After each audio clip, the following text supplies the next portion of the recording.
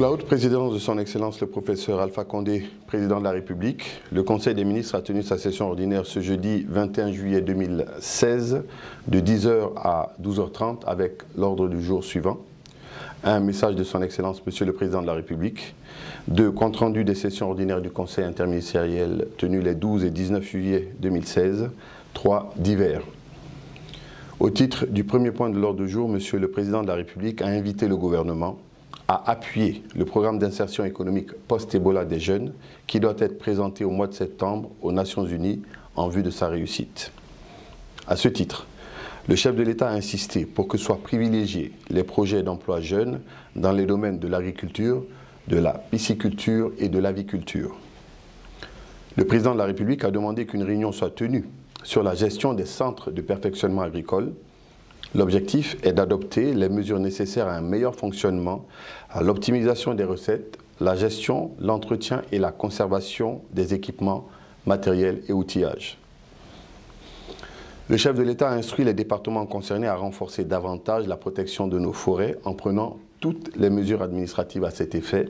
Il a particulièrement insisté sur la restauration de la forêt de Ziama.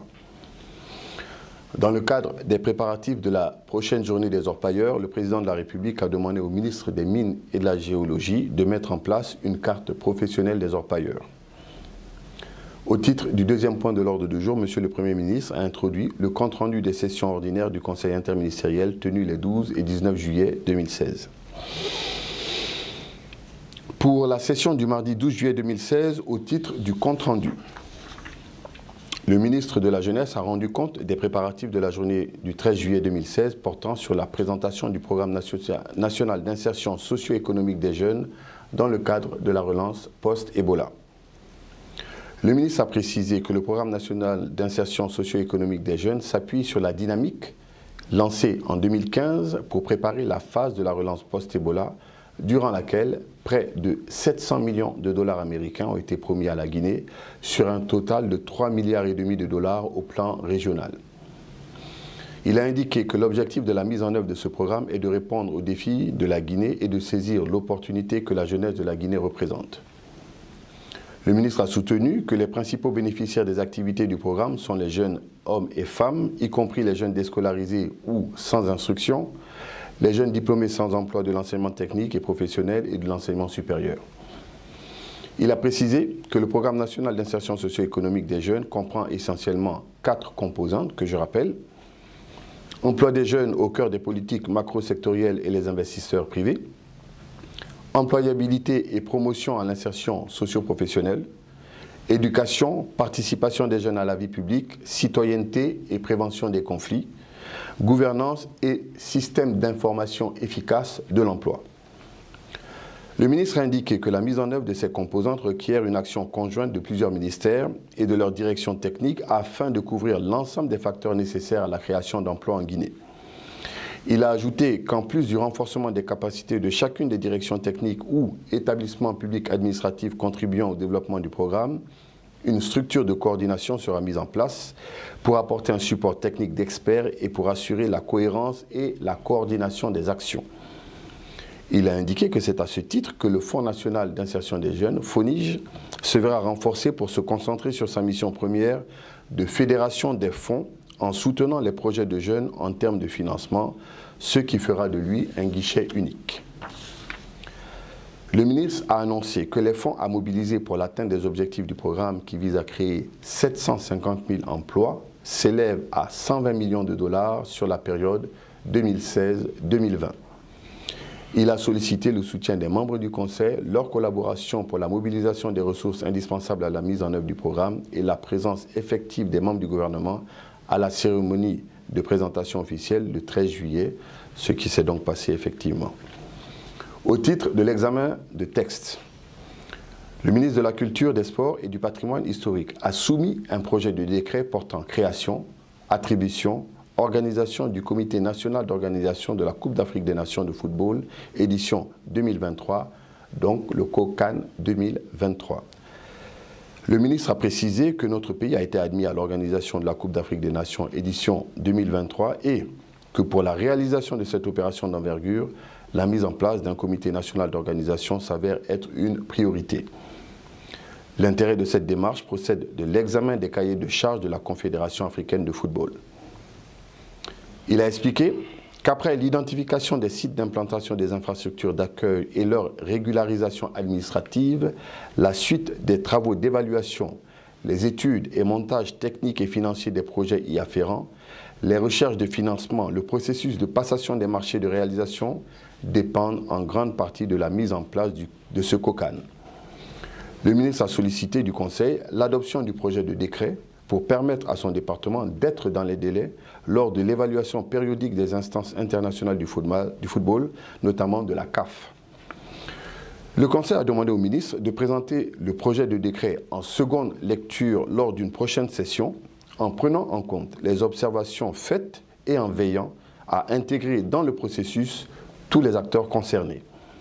À cet effet, le ministre a été instruit d'organiser une réunion technique pour déterminer les modalités de mise en place du COCAN 2023. Au titre de la communication, le ministre de la Culture, des Sports et du Patrimoine historique a fait une communication sur la participation de notre pays aux Jeux Olympiques de Rio au Brésil en 2016. Le ministre a précisé que ces Jeux sont à la fois un moyen de mesurer les performances des athlètes, de favoriser le brassage culturel entre les peuples et un outil au service de la paix et du développement. Il a ajouté que le principe de l'universalité des Jeux impose la participation des comités nationaux olympiques aux activités sportives. Cette règle accorde l'avantage aux pays qui ne participent pas aux épreuves de qualification de prendre part à l'événement afin de conférer le caractère universel de ces Jeux. Le ministre a informé que c'est au nom du principe universel des Jeux que notre pays est autorisé à inscrire 5 athlètes, 3 filles et 2 garçons, pour marquer notre présence aux Jeux Olympiques dans les disciplines comme l'athlétisme, le judo et la natation. Le ministre a sollicité l'appui et le soutien de tous les membres du Conseil afin de faire de notre participation aux Jeux Olympiques de Rio une réussite. Le ministre a été invité à approcher les homologues des finances et du budget pour explorer la possibilité d'appui du gouvernement. En outre, une attention particulière devra être apportée à la composition de la délégation. Pour la session du mardi 19 juillet 2016, au titre de la communication, Madame la ministre de l'Économie et des Finances a fait une communication sur les questions institutionnelles liées à la gestion de la dépense publique au niveau des départements ministériels. La ministre a précisé que l'objectif de la communication est de passer en revue le processus actuel de la dépense publique dans les ministères en vue de s'assurer de sa conformité avec le dispositif normatif existant dans ce domaine tel que fixé par la loi organique relative aux lois de finances et le règlement général de gestion budgétaire et de comptabilité publique. Elle propose également les mesures à envisager pour corriger les dysfonctionnements observés et présente le rôle dévolu à chacun des membres du pool financier au niveau des ministères. La ministre a rappelé que la gestion financière actuelle dans les ministères est caractérisée, entre autres, par l'intervention d'une multitude d'acteurs dont les rôles de certains sont définis par leurs textes de création qui ne sont pas cohérents avec les dispositions de la loi organique relative aux lois de finances et du règlement général de gestion budgétaire et de comptabilité publique, qui fixe fondamentalement les compétences juridiques des acteurs de la chaîne de dépenses publiques. La ministre a énuméré plusieurs exemples illustrant les confusions et les incohérences qui caractérisent l'intervention de certains de ces acteurs dans le processus administratif de la dépense publique. Elle a rappelé certaines dispositions de la loi organique relative aux lois de finances explicitées par le règlement général de gestion budgétaire et de comptabilité publique et a conclu qu'il ressort que les textes fixant les attributions et l'organisation de la Direction nationale du contrôle financier, de la Direction nationale de la comptabilité matière et du matériel et de la division des affaires financières doivent faire l'objet d'une relecture pour les mettre en conformité avec les dispositions de la loi organique relative aux lois des finances. La ministre a sollicité du Conseil d'autoriser les réaménagements institutionnels qui sont nécessaires pour permettre à son département de mettre en œuvre de manière adéquate les réformes entreprises ces dernières années en Guinée dans le domaine de la gestion des finances publiques en ligne avec les standards internationaux. Le Conseil a apporté son soutien à Madame la ministre et recommandé la poursuite de la réforme qui sera soumise à approbation afin d'harmoniser à terme la procédure d'exécution budgétaire. Au titre des divers, Madame la ministre en charge des Affaires étrangères a informé le Conseil de la visite d'amitié et de travail d'une délégation iranienne conduite par le ministre iranien des Affaires étrangères.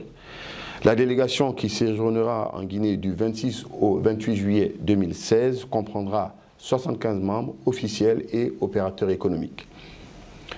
Monsieur le ministre de l'Hôtellerie et du Tourisme a informé le Conseil des préparatifs liés à l'ouverture prochaine du Noum Hotel à Kaloum. Avant de lever la séance, le chef de l'État a donné des informations sur ses différents voyages entrepris au nom de la Guinée, en Italie, sur ses rencontres avec le FIDA, la FAO et le PAM. Le président de la République a notamment demandé à ses partenaires de diversifier l'alimentation dans les écoles concernées par leur appui en utilisant les produits agricoles locaux. À Kigali, pour le sommet des chefs d'État de l'Union africaine, sur les questions liées à l'élection à la présidence de la Commission de l'Union africaine, au retour du Maroc, au leadership sur le projet des énergies renouvelables, au financement et à la réforme de l'Union africaine. Le président de la République a également évoqué la situation conflictuelle au Sud-Soudan. Le Conseil des ministres.